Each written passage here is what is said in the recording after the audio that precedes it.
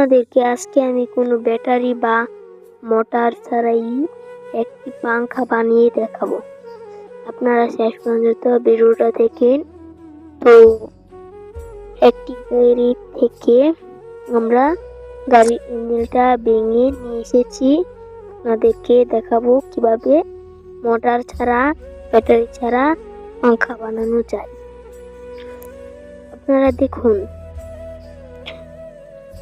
এইভাবে হচ্ছে না বলে একটি কাঠি ঢুকিয়ে নিব। এভাবে হচ্ছে না, তারপর একটি কাঠি নিয়ে, তো এই কাঠিটি আপনি এটার ভিতরে ঢুকিয়ে নেবেন। ঢুকিয়ে নেওয়ার পর এইটি এটার ভিতরে ঢুকিয়ে দিবেন। কাঠিটা এটার ভিতরে ঢুকিয়ে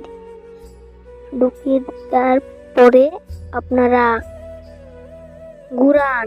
দেখুন কেমন হয়েছে। গাইস, এই পাংখাটিকে আপনারা 10-এর ভিতরে কত দিবেন তা কমেন্ট